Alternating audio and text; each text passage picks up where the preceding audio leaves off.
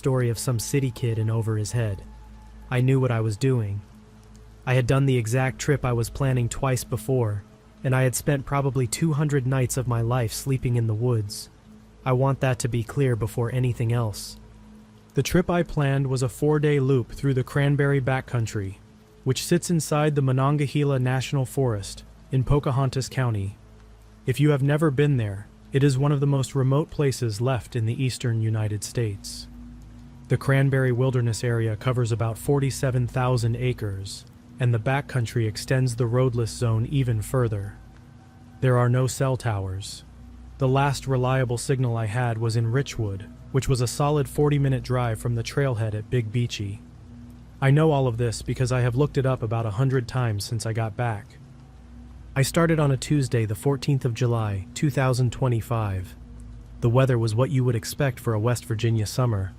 Low 80s during the day, 60s at night, humid enough that my shirt was stuck to my back before I had even locked the truck.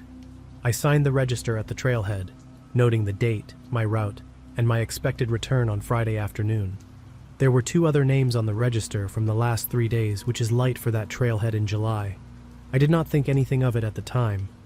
My route was to take Big Beachy Trail up onto the ridge, drop down into the Middle Fork drainage, follow that to the County Line Trail, loop back over the top, and come out the way I came in.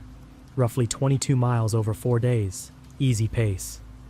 I wanted to fish the Middle Fork for a couple of afternoons and generally do nothing else. The first day was uneventful. The trail up Big Beachy is a grind. About 3 miles of steady climb through second-growth hardwood, mostly oak and maple with stretches of hemlock in the cool pockets.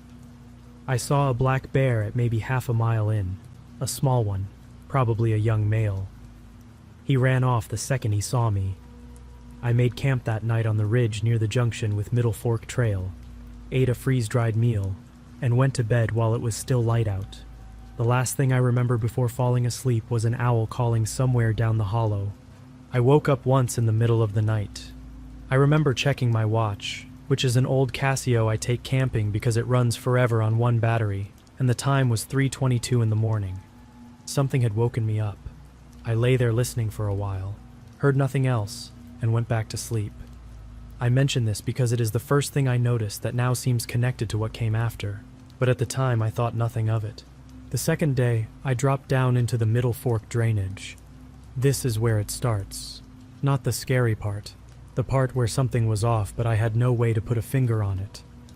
The descent takes you through a narrow cut in the rock, and then opens up into a wide bottom with the creek running through it. It is one of the prettiest places I have ever seen. Rhododendron thickets, hemlocks 80 and 90 feet tall, the water running clear over sandstone. On previous trips, this section had been loud with birds. Warblers, thrushes, pileated woodpeckers. Anyone who spends time in the eastern woods in summer knows that bottomland is not quiet. It was quiet. I do not mean there were no birds. There were some. But it was less than I expected. And more than that, it was too even, too still.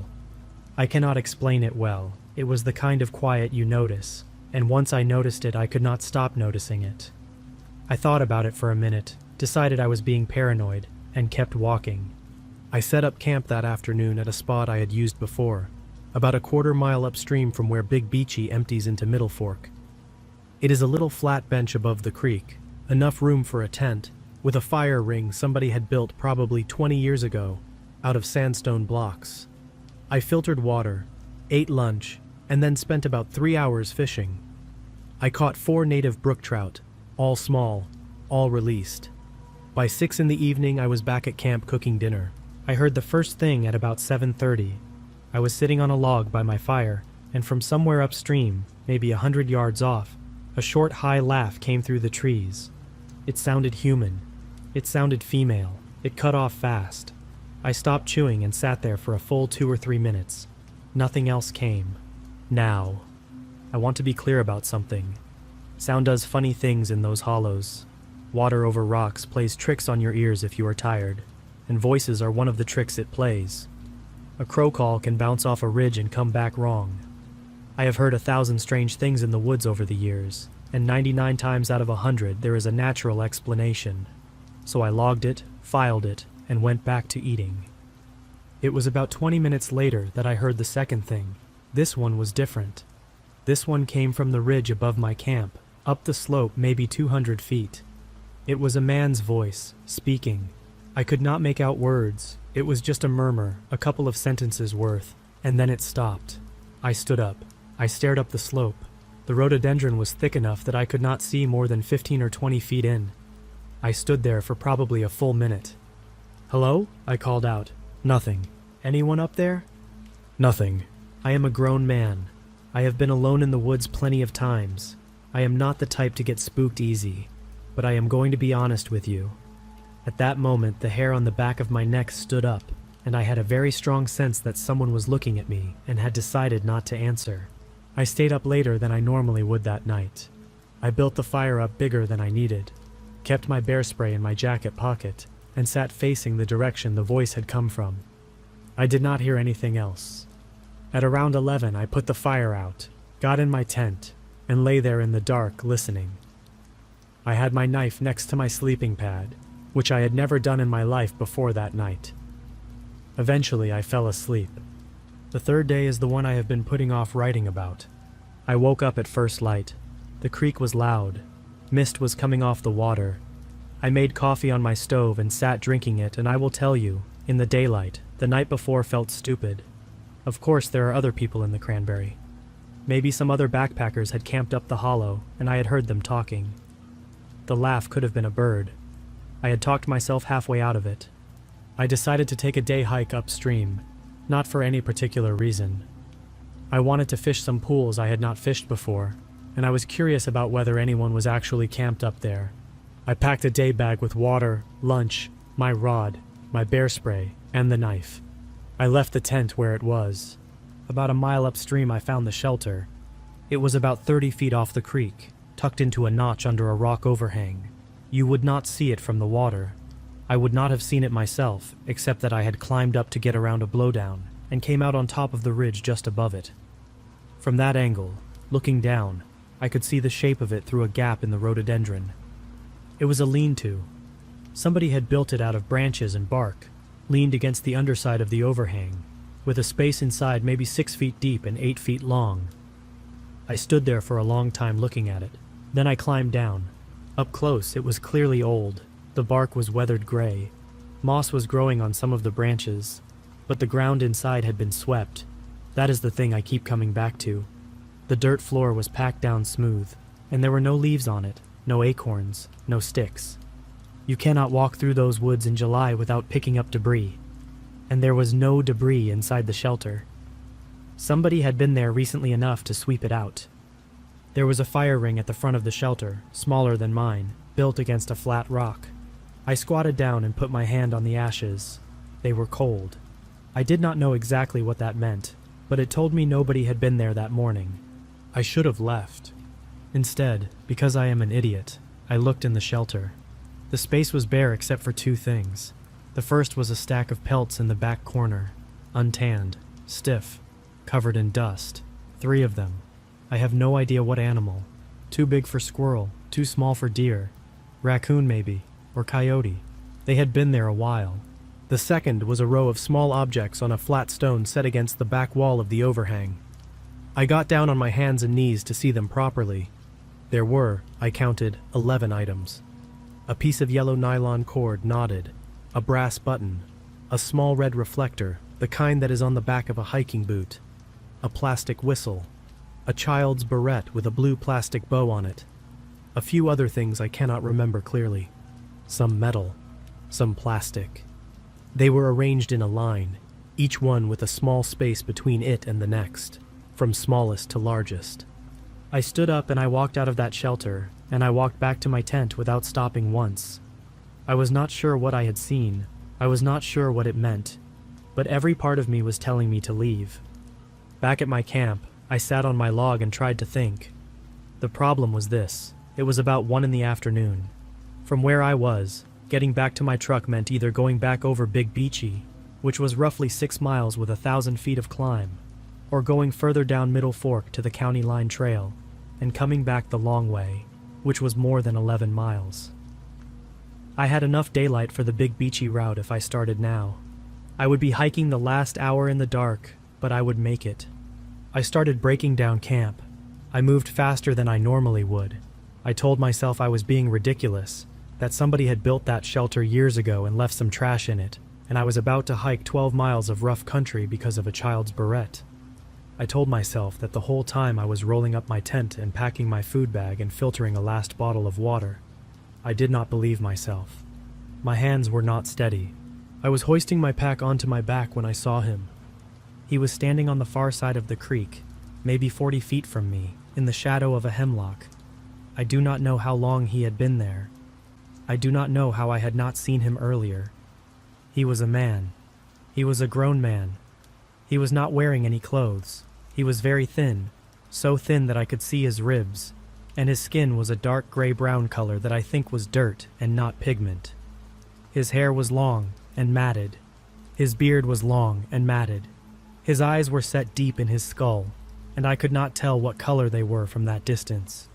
He was standing very still, with his arms at his sides, and he was looking right at me. I want to tell you I did something brave. I did not. I stood there with my pack half on my back, and I did not move for a count of probably 5 or 6 seconds. We looked at each other across that creek.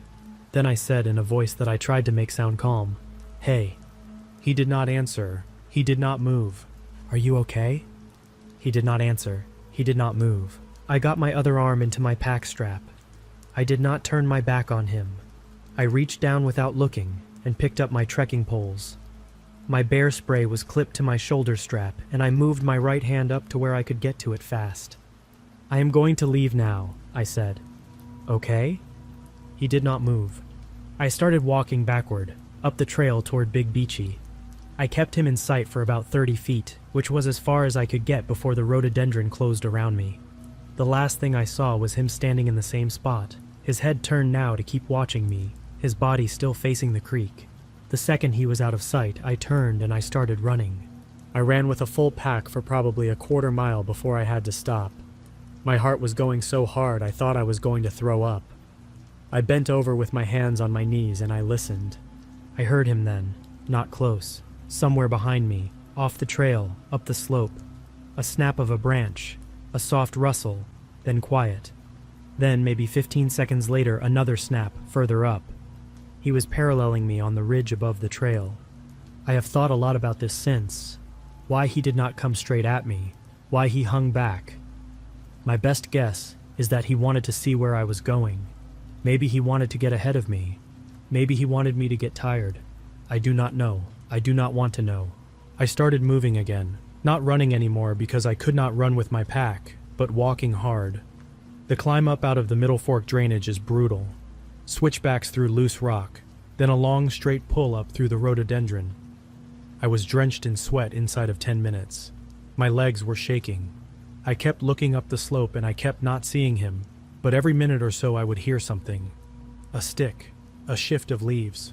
Once the sound of something breathing hard, which might have been me, I do not know. I made the top of Big Beachy in maybe an hour and a half, which is faster than I have ever done that climb. By the time I got to the ridge, I could barely stand. I was out of water.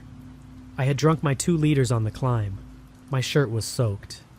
I stopped at the junction where I had camped the first night, and I stood there with my hands on my hips trying to catch my breath, and that is when he screamed. It was up the slope behind me, maybe 100 yards off. It was not a word. It was just a long, high sound, and it went on for a span of maybe 5 or 6 seconds, which was more than long enough. I have never heard a human being make that sound before. I have heard coyotes, foxes, bobcats, owls. It was not any of those. It was a person, and it was a person who was trying to make me afraid, and it worked. I started running again, pack and all, down Big Beachy. I fell twice. The second time I went down hard on my right knee, and I felt something pop, but I got up and kept going because I could hear him now, behind me and above me, moving through the brush, not bothering to be quiet anymore. He was coming down the slope to cut me off at the switchback below. I will tell you what saved my life. It was a piece of dumb luck. Big Beachy Trail has a spur about 1.5 miles down from the ridge, a game trail really, that drops off the main route and goes down into a different hollow and eventually dumps out on Forest Road 76. It is not on the Park Service map. I knew about it because a guy I used to fish with had showed it to me about 4 years earlier. It cuts maybe 2 miles off the trip if you are willing to scramble. I had never used it. When I hit the spur, I turned and took it. I do not think he expected that. I heard him for about 30 seconds after I made the turn, continuing down the main trail. Then I heard him stop. Then I heard him start coming back. By the time he figured out where I had gone, I was 400 or 500 yards down the spur, and I was going down a slope so steep I was half sliding on my butt through wet leaves. My knee was in serious pain. My hands were bleeding from grabbing at rhododendron roots. I did not stop. I hit Forest Road 76 at maybe 7 in the evening. The light was starting to go. I came out of the woods onto the gravel road, and for the first time in hours I was not under canopy, and the sky was still light, and I could see maybe a quarter mile down the road in either direction. I bent over, and I put my hands on my knees and I cried. I'm not ashamed to say that. I cried for probably 30 seconds, and then I pulled myself together, and I started walking toward where I thought the main road was. I had been on the forest road for probably 10 minutes when I heard a truck. It was a pickup, an older Ford, coming up behind me from the direction I had come. I stepped into the middle of the road and I waved my arms. The driver was an older guy, maybe 60, a local.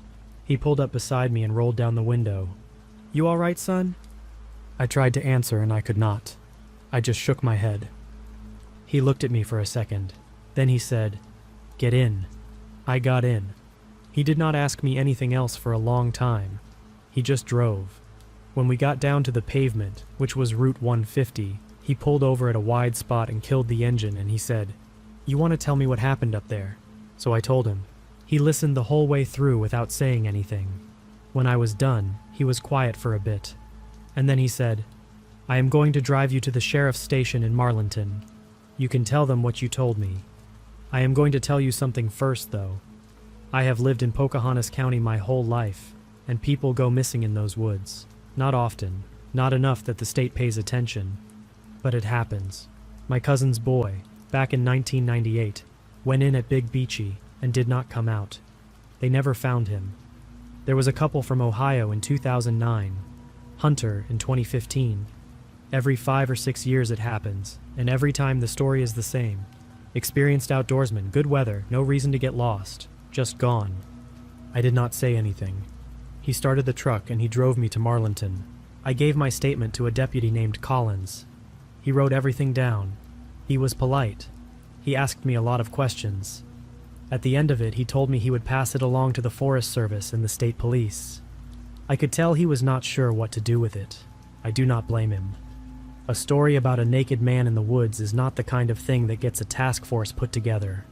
But here is the part I did not expect. 2 days later, on Friday morning, I got a call from a state police sergeant named Mullins. He wanted to know if I could come in and talk to him and a couple of Forest Service investigators.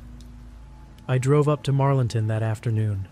I was in a conference room with Mullins, 2 Forest Service guys, and a woman from the FBI field office in Clarksburg. They did not tell me everything. What they told me was this. They had sent 2 rangers up Big Beachy on Thursday morning to check on what I had reported. The rangers had found my old campsite at Middle Fork. They had also found the shelter I described, exactly where I described it. The pelts were there. The row of objects was there. They had photographs.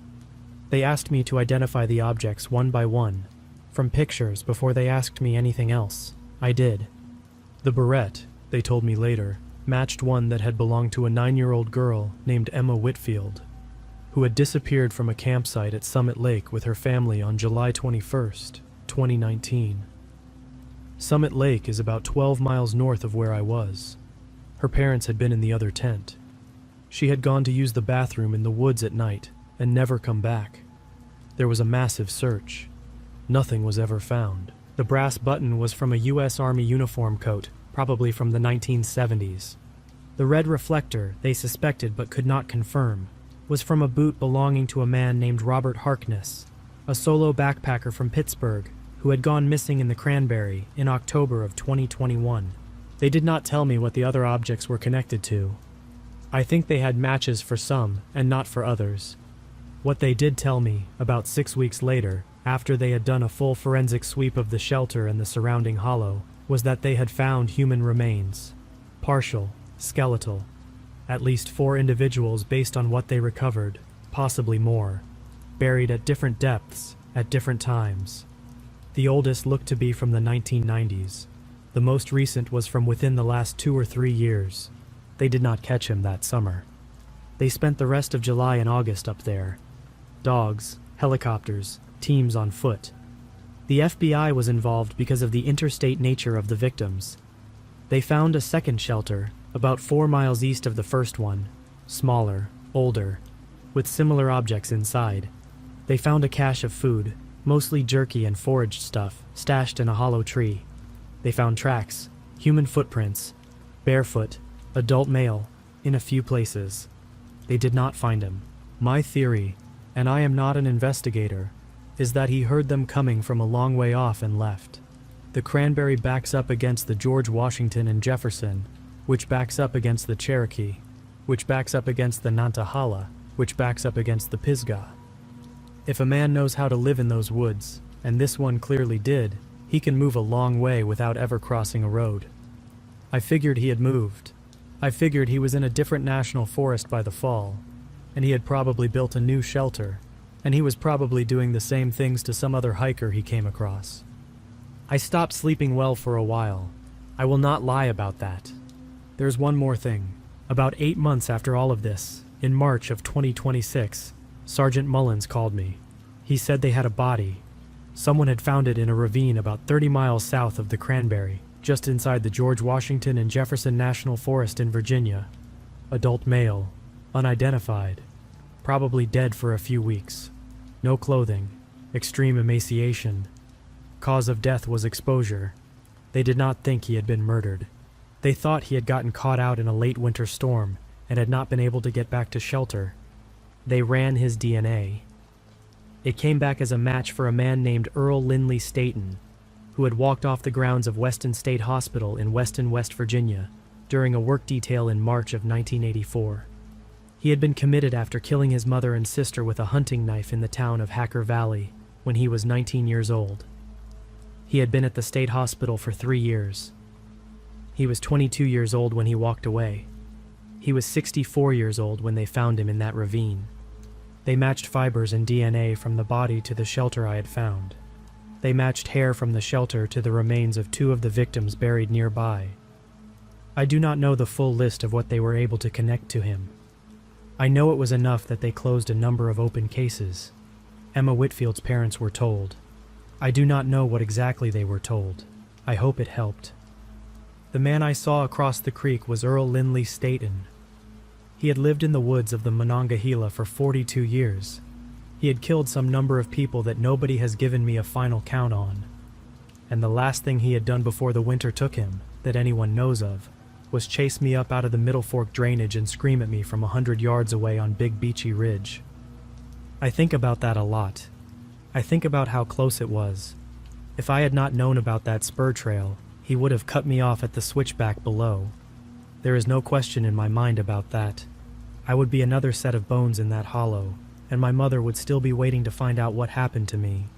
I am alive because a guy named Mike, who I had not fished with in probably 6 years, showed me a shortcut one afternoon in the fall of 2021 because he wanted to get back to his truck in time for the game. I called Mike last month and told him the whole story. He did not say much. At the end of it he said, "Well, beer's on me next time." I told him that sounded just about right.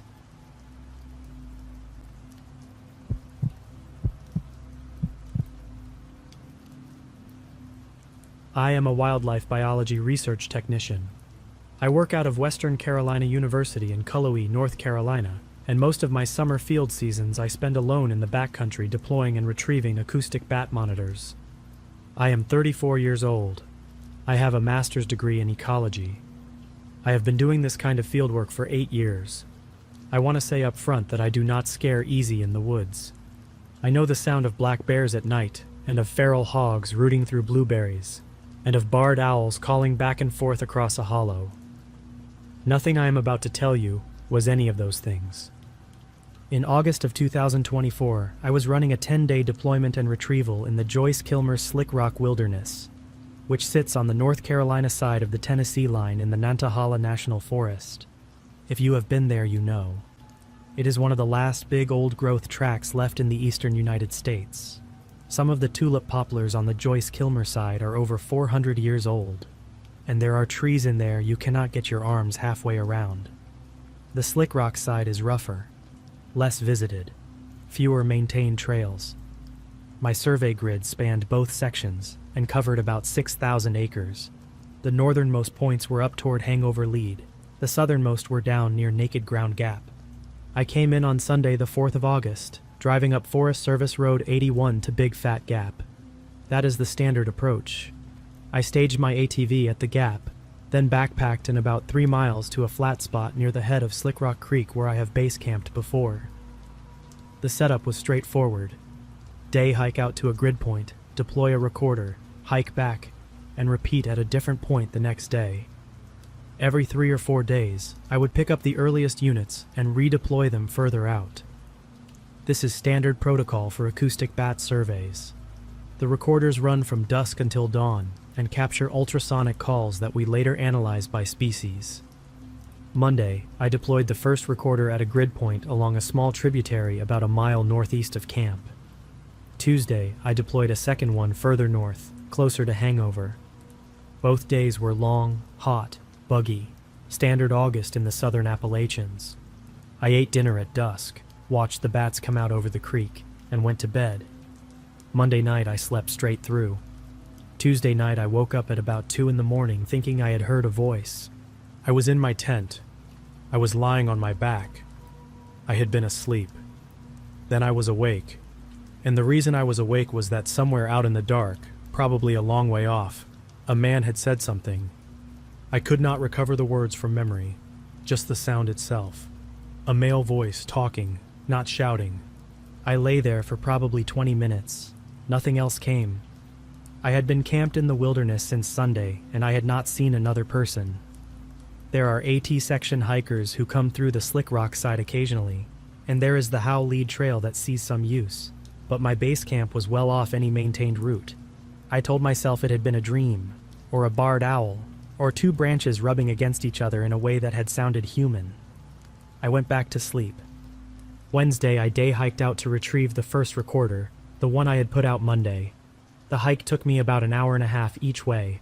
I pulled the unit from the tree where I had strapped it, swapped out the SD card for a fresh one, reset the timer, and hiked back to camp.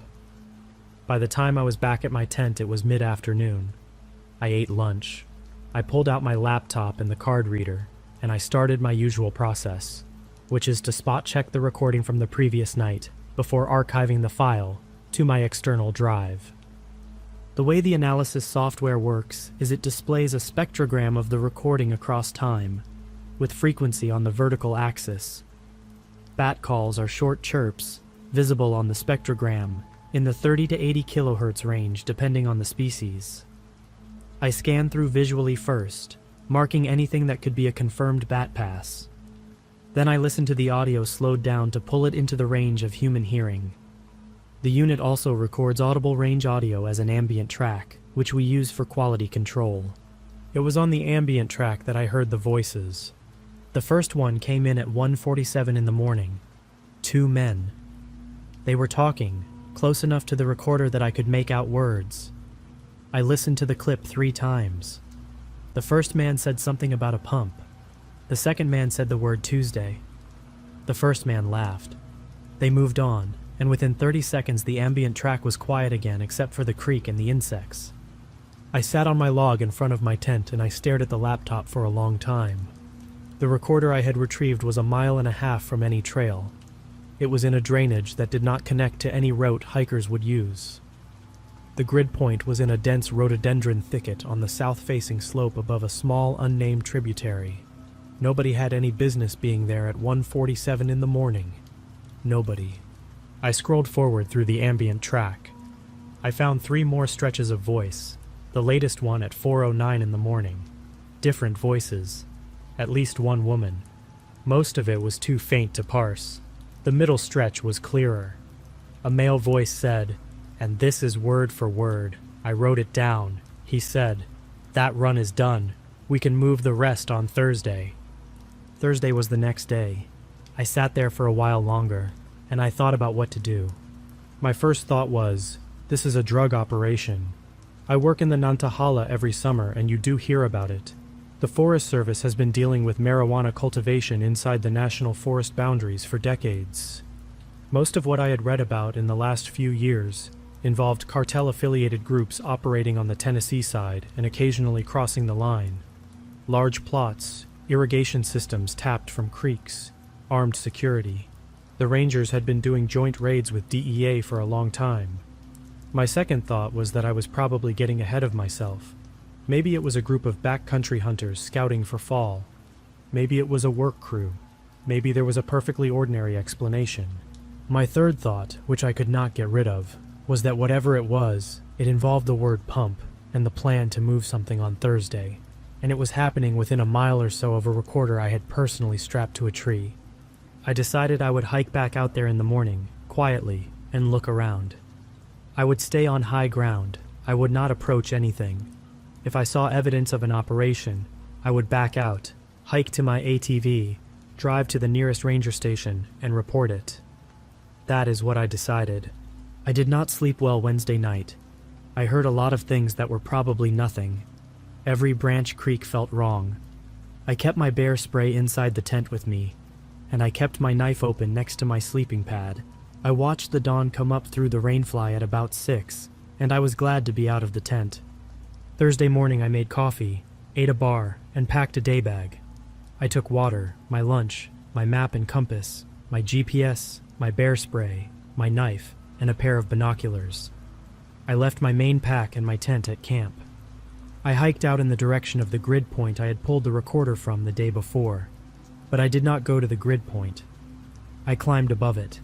There is a low ridge that sits just north of the drainage where my recorder had been. I worked my way up through the rhododendron to the ridgeline. From the top, I had a decent view down the drainage. I sat there in the shade with the binoculars, and I glassed the creek bottom. At first, I saw nothing. The drainage was choked with rhododendron and hemlock. The creek was a thin thread of water through dense vegetation.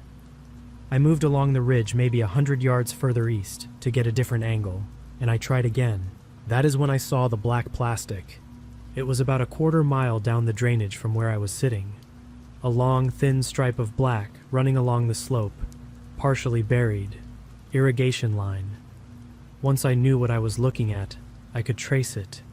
It ran out of the creek, uphill through the rhododendron, and disappeared into a thicker stand of trees on the opposite slope. I followed the line with the binoculars. In the thicker stand, through a small gap in the canopy, I could see green. Not the green of the surrounding forest. A different green.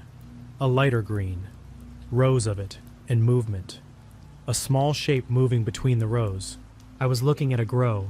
I sat there for probably 10 minutes, trying to estimate how many plants I was looking at.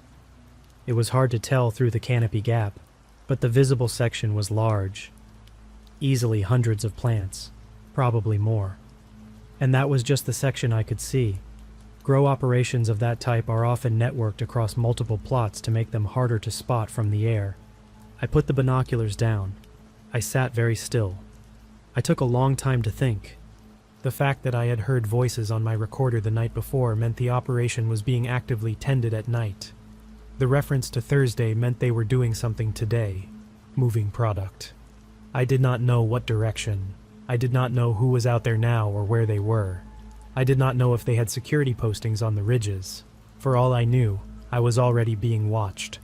I lowered myself flat and I began to work my way back along the ridge the way I had come, keeping the crest of the ridge between me and the grow. I moved slow. I did not hurry. I did not crack branches. I had done enough off-trail work in that kind of terrain to move quietly when I had to, and I had to now. It took me close to 2 hours to get back down to the drainage I had come up, and another hour to get back within sight of my base camp. I stopped before I broke out of the trees at the edge of the camp flat. Something told me to stop. I had been thinking about the voices and the plastic and the movement in the canopy gap the whole way. and I was already in a state where everything felt wrong, so I cannot say what I saw next was because I was paying more attention than I normally would. But my tent was not where I had left it. I had pitched it on a specific flat spot, at a specific angle, with the door facing the creek. That is where I always pitch it.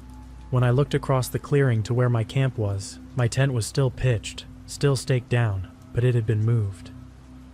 The corner nearest the creek was now about 4 feet further from the creek than it had been. The rainfly was on slightly crooked. Somebody had taken the tent down. They had looked inside. They had put it back up. I stood in the trees and I stared at my camp for a long time. There was no one visible. The camp looked empty, but somebody had been there. I thought about my options. Running straight for the ATV was the obvious answer, but it was also the most predictable. Big Fat Gap was 5 miles from where I stood via the trail I had hiked in on. If they had come to my camp, they had seen the kind of gear I had. They had seen my topo maps if those had been left out. They had maybe even seen my field notebook with my grid points marked. They would know where I came in. If they wanted to cut me off, the trail back to Big Fat Gap was the place they would do it. The second option was to go cross-country west, drop down off the Slick Rock side into Calderwood Lake, and follow the shoreline until I could flag down a fishing boat or reach Highway 129. That was a long way. 10 miles of rough country. I would not make it before dark. I would be moving at night on terrain I did not know well. The third option was to hike south instead of north, get onto the Howe Lead Trail, follow it down to the Jenkins Meadow Trail, and come out on Forest Service Road 62 at Horse Cove Ridge. That was also long, 7 or 8 miles, but it was a direction they would not expect, and the trails were reasonable. I went with the third option. I did not go into my camp. I did not retrieve my tent, or my main pack, or any of my equipment other than what I had on me. My laptop was in my day bag. The SD cards were in my day bag. That was what mattered. Everything else was replaceable. I backed out of the tree line slowly, worked my way around the clearing on the west side, staying in cover, and once I had put maybe 300 yards between me and camp, I started moving south. I moved for about 4 hours before I heard them. The first sound was a voice. It was behind me, a few hundred yards back, down in a drainage I had already climbed out of. I dropped to one knee. I held my breath. The voice came again. A second voice answered it. They were close enough that I knew they were on foot, not on an ATV, and they were following my route. I had 2 choices. Keep moving south on the ground I had been covering, which they were apparently on too, or break off the line I had been following and hide. I broke off. 50 yards to my east, the slope steepened, and there was a rock face about 20 feet high with a band of rhododendron below it. I got into the rhododendron. I worked my way along the base of the rock until I found a spot where the underbrush was thick enough that I could flatten myself against the rock and not be visible from above, or from the downslope side. I lay there. I took my boots off so I could put them under my chest and not have them digging into the ground in a way that might catch somebody's eye. I closed the zippers on my day bag so nothing would rattle. I breathed through my mouth. They passed me at about 6 in the evening. I heard them before I saw them. 2 men. They were talking quietly, but they were not whispering and they were not being careful. I could not make out everything they said. The gist of what I caught was that someone had told them a camera had triggered at some location, and they had split up to look for whoever had triggered it, and they were supposed to meet back at a specific point before dark. One of them was irritated. The other one sounded tired. I saw them through the leaves. They were about 40 feet away, walking along a contour that cut just above my position. Both of them were wearing camouflage. Both of them had rifles over their shoulders, not hunting rifles. What I would call tactical rifles. Short, black. One of them had a pistol on his hip as well. They moved in a way that told me they had been in those woods a lot. They did not stumble. They did not break branches. They had the walk of men who had been doing this for years. They went by me and they kept going south. The sound of their voices faded. I did not move for a very long time. At some point the light started to go. I did not have a watch on me that I could check without moving, but I knew from the way the light was dropping through the canopy that it was getting toward 8. In August, in that part of the country, the full dark does not come until almost 9:30. I waited. I made myself wait. I counted out 2,000 seconds in my head, slow, because I did not trust myself to be still without something to do. When it was full dark, I put my boots back on. I worked my way out of the rhododendron. I had a small headlamp in my bag with a red filter. I did not turn it on. I went by moonlight. That night I was lucky. There was a waxing moon past first quarter, and the sky was mostly clear. Where the canopy was thin, I could see my feet. Where the canopy was thick, I used my hands and I took my time. I did not keep going south after that. I did not want to follow them. I cut east instead, working my way toward the ridge that I knew would eventually connect to the Howe Lead Trail, but taking a longer route than I had originally planned. I was hoping that if they had set up an ambush somewhere on my expected path, I would come in behind them instead of in front. I walked all night. I do not remember most of it clearly. I remember the sound of my own breathing. I remember the wet leaves on the ground, and the way the moonlight came through the gaps in the canopy. I remember stepping over a downed hemlock and putting my hand on something soft, and then realizing it was a mushroom the size of a dinner plate. I remember drinking water from my bottle, and then filtering more from a creek at around 2 a.m, crouched in the dark, my hands shaking so badly it took me 3 tries to get the filter threaded. I remember also, twice, thinking I heard someone behind me. Once I was sure of it. I stopped and I turned and I listened, and I heard nothing, and I waited for a count of 5 minutes and I heard nothing, and I moved on. The second time was a deer. It crossed the trail in front of me about 20 feet out. I saw the white of its tail in the moonlight. It stood, and it looked at me, and then it walked off. I sat down on a log for about 10 minutes after that because my legs could not take anymore. I hit the Howe Lead Trail at about 4 a.m. Getting on the trail was the first moment since I had seen the grow that I allowed myself to believe I was going to make it out. The trail was real. It was a maintained path. It would take me to naked ground, and from naked ground, I could pick up Jenkins Meadow, and that would drop me to the road. I knew the route. I had hiked it twice before. I did the last 6 miles in a half-conscious state, barely tracking what I was doing. The sun came up. Birds started. I remember a thrush singing somewhere off the trail, and I remember being aware for the first time in maybe 20 hours that there were still normal things happening in the world. I passed 2 small streams, and I filled my bottle at both of them. Around 7 a.m, I smelled wood smoke, and for about 30 seconds I thought I was about to walk into another camp and I almost turned around. But it was a lawful camp. 2 men in their 50s, sitting at a fire, making coffee, hiking gear stacked on the ground behind them. They had come up the night before from Jenkins Meadow. They looked at me and one of them said, "Brother, you all right?" I must have looked worse than I thought, because the other one was already pouring coffee into an extra cup before I had answered. I told them the short version. They did not ask follow-up questions. The older one walked with me the rest of the way down to the road while his friend packed up camp behind us. When we got to the road, I used his cell phone, which had reception on the ridge, and I called the sheriff's office in Graham County. They told me to wait where I was. An hour later, 2 sheriff's deputies and a law enforcement ranger from the Nantahala National Forest arrived in 2 trucks. I sat in the front seat of the ranger's truck with the air conditioning on, drinking water from a bottle he handed me, and I told him everything from the beginning. When I got to the part about the voices on my acoustic recordings, he stopped me and asked if I still had the recording. I did. I had the SD card, and I had the laptop file. He got on the radio. The next 48 hours ran together in my memory. Statements, agencies, drives. I talked to a DEA agent out of the Knoxville office.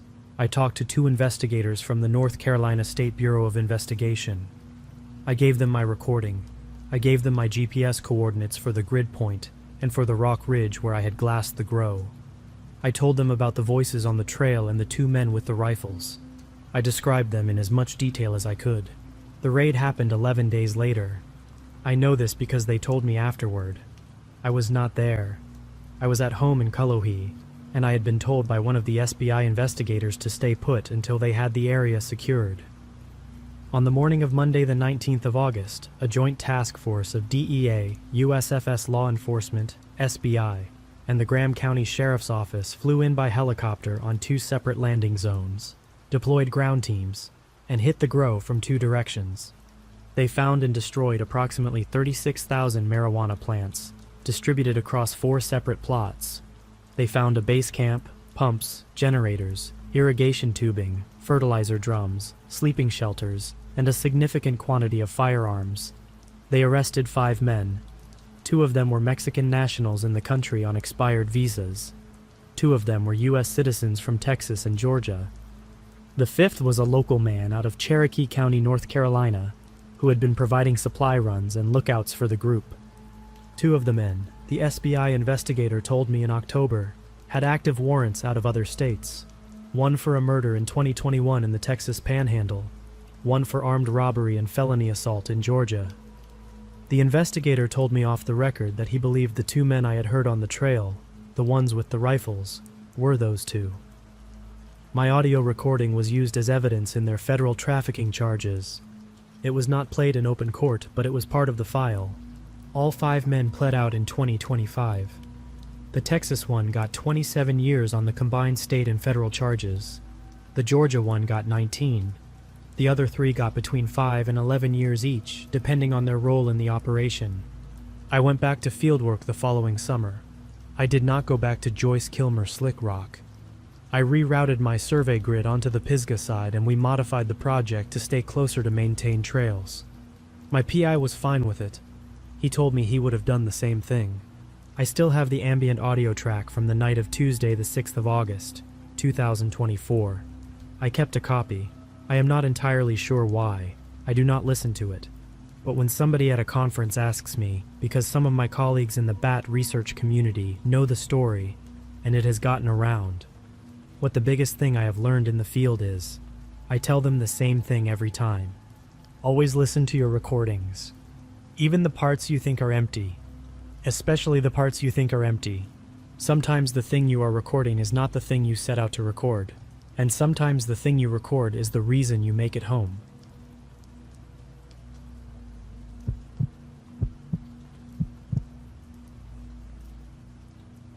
My brother and I have a tradition.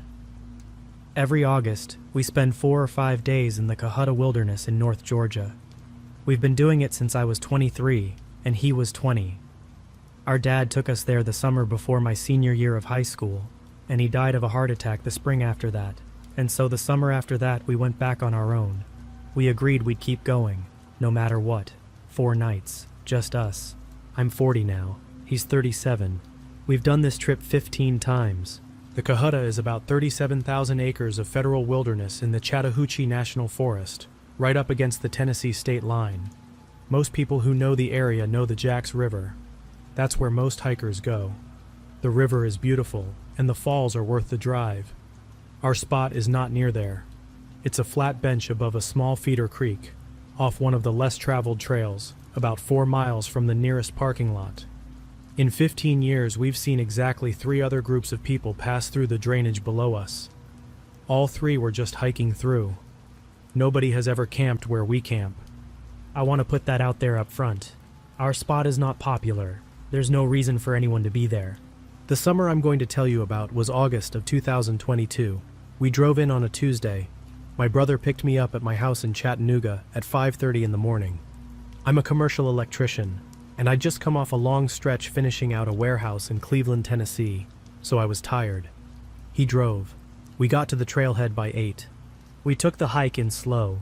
It's a mix of old forest roadbed and single track, with one good creek crossing at about the 2-mile mark. We ate lunch at the crossing.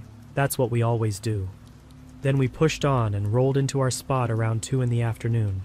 Same flat bench, same fire ring we'd built ourselves, using the same sandstone blocks over the years. Same view of the creek below us. Same ridge rising up across the way. Everything right where we'd left it the summer before. We spent the first afternoon doing what we always do. Set up the tents. We sleep in separate tents. We figured that out years ago. We're both too old to put up with each other snoring. Hung the bear bag. Filtered water from the creek. Built a small fire in the ring. Made dinner. Talked about our kids. He has 2. I have 1.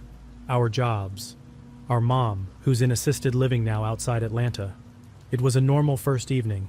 The sun went down around 8:15. We were both in our tents by 10. This is where I have to start being careful about what I say, because I want to tell it the way I remember it, not the way it's gotten in my head over the last couple years. I woke up sometime in the middle of the night. I don't wear a watch camping, and my phone was off in my pack. But it felt late, full dark. The fire was out. I was awake because I'd heard something. A soft sound, not loud, not close. I couldn't place it. I lay there for a couple of minutes. Nothing came again. I told myself it was a deer, or a possum, or my brother turning over in his sleeping bag. Eventually, I went back to sleep. In the morning, I asked him if he'd gotten up in the night. He said no. I didn't mention the sound. We had coffee and oatmeal, and I let it go. The second day was the kind of day we go out there for. We hiked up the creek about a mile to a pool my brother likes to fish. He caught 2 small rainbows and let them go. I sat on a log and read a paperback. I remember thinking as I sat there that I was lucky, that it was good to have a brother who'd still do this with me, that kind of thinking. We got back to camp around 3. It was hot, upper 80s. My brother lay down in his tent with the flaps open and said he was going to nap. I told him I'd go filter water. The creek is maybe 50 feet below the bench we camp on, down a short slope through rhododendron and mountain laurel. The pool I filter from is tucked behind a big sandstone block at the base of the slope. From the creek you can't see our camp, and from camp you can't really see the creek. The rhododendron is thick in there. You have to duck to get through. I had my filter in 2 bottles. I got down to the pool and I sat on the edge of the sandstone and I started pumping. It's a slow process. The filter I use you have to work by hand. I'd filled the first bottle and I was halfway through the second one when I looked up. There was a woman standing on the other side of the creek. She was about 30 feet from me. The creek at that pool is maybe 8 feet wide. She was just past the rhododendron on the far bank, standing on bare dirt in a small gap between the trees. She was old. Her hair was long and gray and it wasn't pulled back. It was just hanging loose past her shoulders. She was wearing a dark dress, long sleeves, long skirt down to her ankles. The color was faded, not black. Maybe dark blue, maybe brown, I couldn't tell. She was looking at me. I stopped pumping the filter. I said, "Hello?" She didn't say anything. She didn't move. I said, "Are you lost? You need any help?" She didn't say anything. She didn't move. I'm going to tell you now that I sat there for what was probably 10 seconds, maybe 15, without doing anything. I was thinking a lot of things at once. I was thinking that an old woman in a long dress had no business being at that pool in the Cohutta in August. I was thinking about how she'd gotten there. The nearest trail is a 1/4 mile from that pool, through thick brush, and there's no easy route in or out. I was thinking she might need help. I was also thinking, and I'm embarrassed to say this, but I'm being honest, that something about her standing there looking at me was making the hair on my arms stand up. I stood up slowly. I put the filter down on the rock. I said, "My brother and I are camped just up the hill. If you need anything." She turned, just turned without saying anything, without any change of expression that I could see. She turned to her right, walked 2 steps into the rhododendron on the far bank, and was gone. I stood there for probably a full minute. I waited for a sound, a branch cracking, movement, anything. There was nothing. I picked up my filter and my 2 bottles, and I walked back up the slope to camp faster than I'd come down. My brother was sitting up in his tent when I got back. He took one look at me and said, "What?" I told him. I told him about the old woman. I told him what she looked like. I told him how she walked away. He listened without saying anything. When I was done, he said, "You sure?" "I'm sure." "On the other side of the creek?" "On the other side." He stood up and put his boots on. We walked back down to the pool together. I showed him exactly where I'd been sitting. I pointed to the gap in the rhododendron on the far bank. We crossed the creek, which took a minute because you have to rock hop, and we got over to the gap. There were no tracks. The ground was bare dirt. You could see where my boots had printed in it. There was nothing else. No prints. No disturbance. No scuff marks going into the rhododendron. Nothing. He stood there for a while. Then he said, Could have been a section hiker. There's a couple of miles of AT access trail not too far from here. Maybe she came down off that and got turned around. I said, in a long dress. He said, people do weird stuff in the woods. Neither of us really believed it. We walked back up to camp and we didn't talk about it for a while. I got my book out and I pretended to read.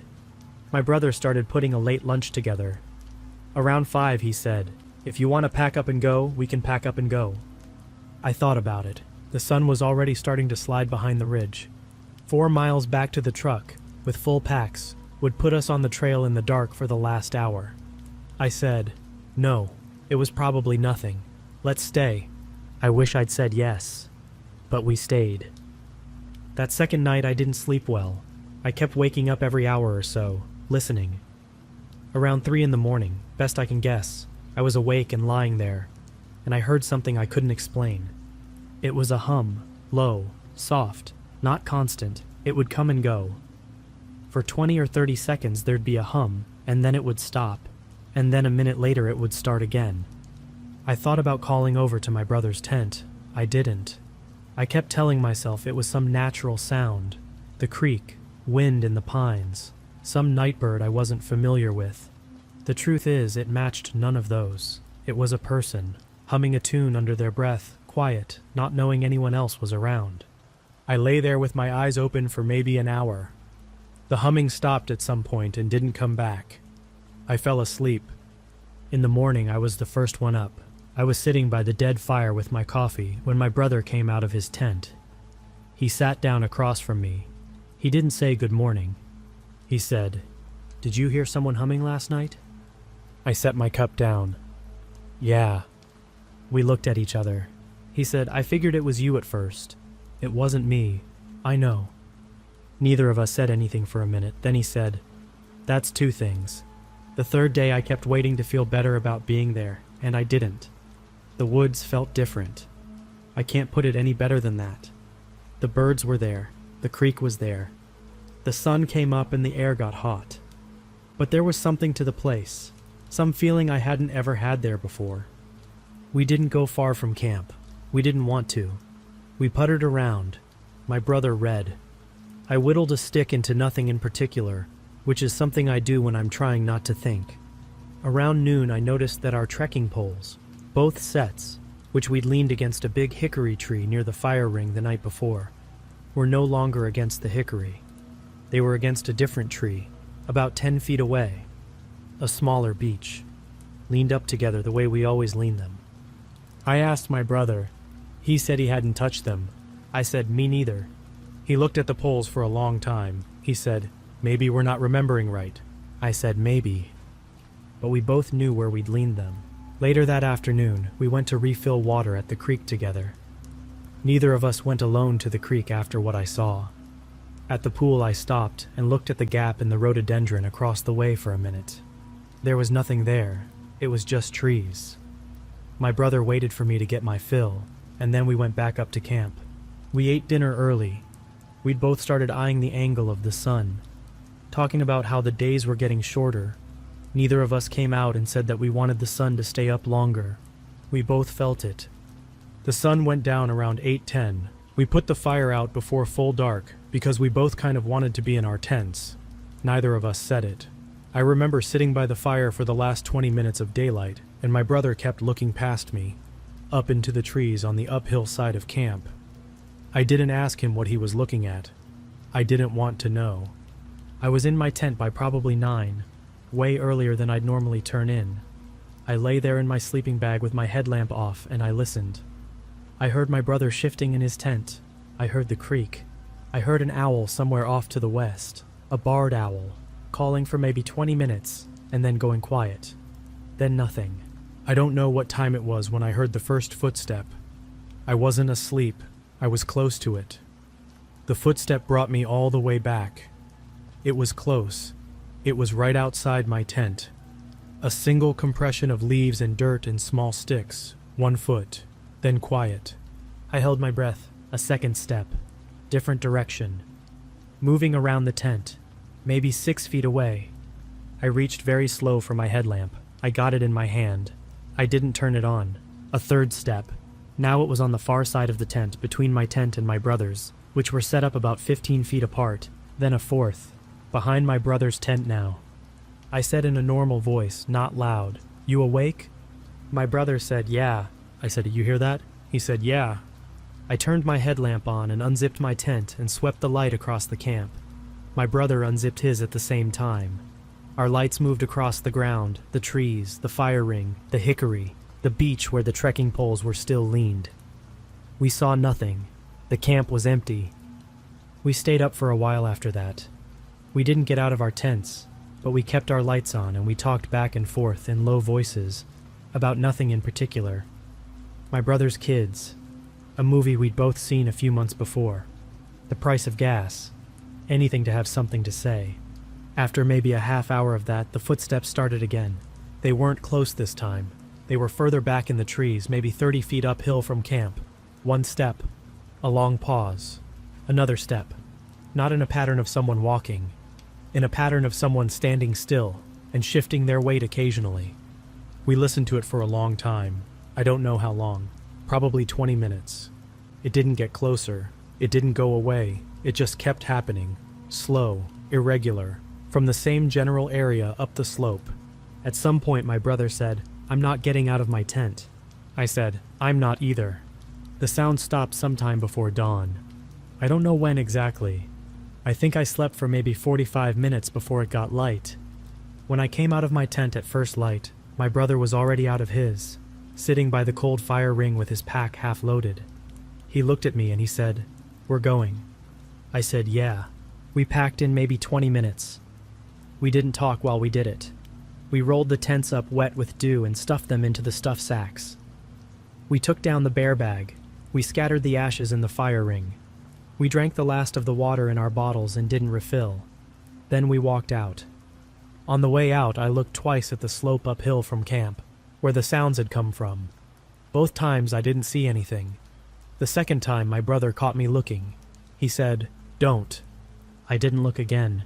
We made it to the truck in a little under 3 hours, which is fast for that trail with full packs. Neither of us said much on the drive out. We stopped at a gas station in Blue Ridge and got coffees. We ate at a Waffle House outside J. By noon we were halfway back to Chattanooga. He dropped me off at my house around 3 in the afternoon. I hauled my pack in and dumped it on the floor of my garage, and I took a shower, and I sat on my couch and I didn't do much of anything for the rest of the day. My wife got home from work at 5:30. She'd expected me to be gone 2 more days. She could tell something was off. I told her my brother and I had decided to cut the trip short. She asked why. I said we'd both heard some noises at night and decided to pack out. I didn't tell her about the woman at the creek. I didn't tell her about the footsteps. I didn't tell her anything else. I was embarrassed to. I'm telling you now because I'm telling the whole story for the first time, and my wife has since heard most of it, but not at the time. It was 2 days later, Saturday, that I unpacked my gear. I was in the garage going through my pack, airing out the tent, checking the filter, restocking my first aid kit. I was pulling things out of the various pockets to reorganize them for the next trip. On the right side of my pack, in the zippered pocket where I normally keep my compass and a couple of snack bars, I found something that wasn't mine. It was a small leather pouch, about 2 inches square, soft leather, old, darkened with age, tied closed with a thin strip of the same leather. I sat down on the garage floor, and I looked at it for probably a full minute before I opened it. Inside was a photograph, not a regular photograph, a tintype. I didn't know that word at the time.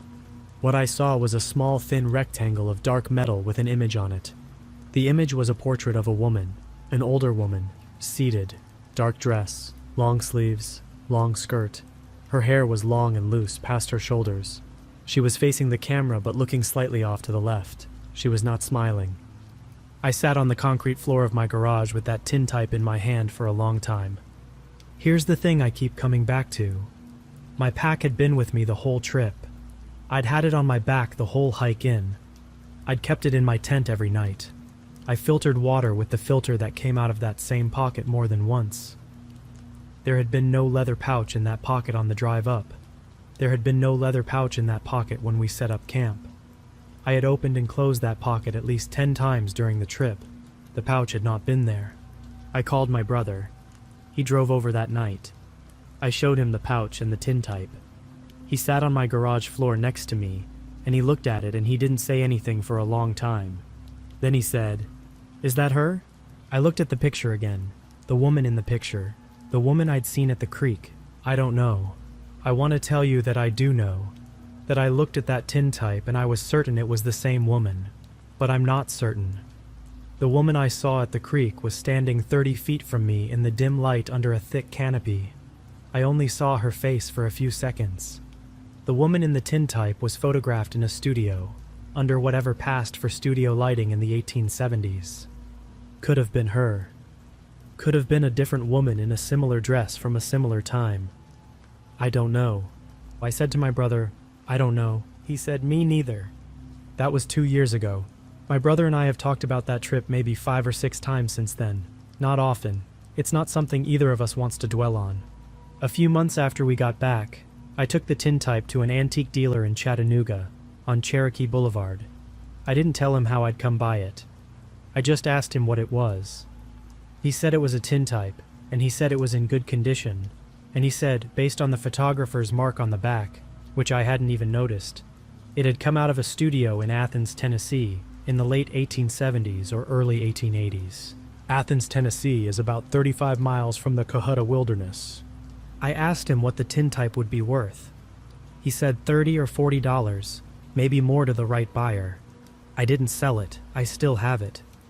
It's in a drawer in my desk at home, still in its pouch, which is also genuine, the dealer said, and probably from the same era. I don't look at it often. What I keep coming back to is not the woman at the creek, or the humming, or the footsteps around the tents. Those things I can maybe explain away if I try hard enough. Someone hiking through, a rare night bird, a bear, or a raccoon, or some animal moving through the leaves at intervals that happen to feel wrong. What I can't explain is the pouch in my pack. Someone put it there. Someone opened the zippered pocket of my pack, in the 3.5 days we were in that drainage, and put a Victorian leather pouch containing a tintype from 140 years ago inside it, and closed the zipper back up, and left. At some point when I wasn't looking. At some point when the pack was either right next to me, or right next to my brother, who was only 10 feet away at any given time, or hanging from a tree in our bear bag 15 feet off the ground between the 2 tents. I don't know who, I don't know why, I don't know when. My brother and I still do our August trip. We don't go to the Cohutta anymore. We go up to the Mount Rogers area in Virginia, which is a solid 7-hour drive from Chattanooga, but we both feel better about it. The trip is different. It's good, but it's not what it was. I wrote all this out last month because I decided I wanted to tell it to somebody. I've never sold the tintype, and I've never really known what to do with it. I thought about mailing it back to Athens, Tennessee. I even looked up the address of the old studio. It's a bank now. I thought about throwing the thing away, but I'm not going to. It's the only physical thing I have from that trip that I know, beyond any doubt, I didn't bring in with me. It's the only thing I know for sure. The rest I can't prove. The rest I only have our memories of. And our memories, maybe, can't be trusted. But the tintype is real. It's in my desk. You can come look at it.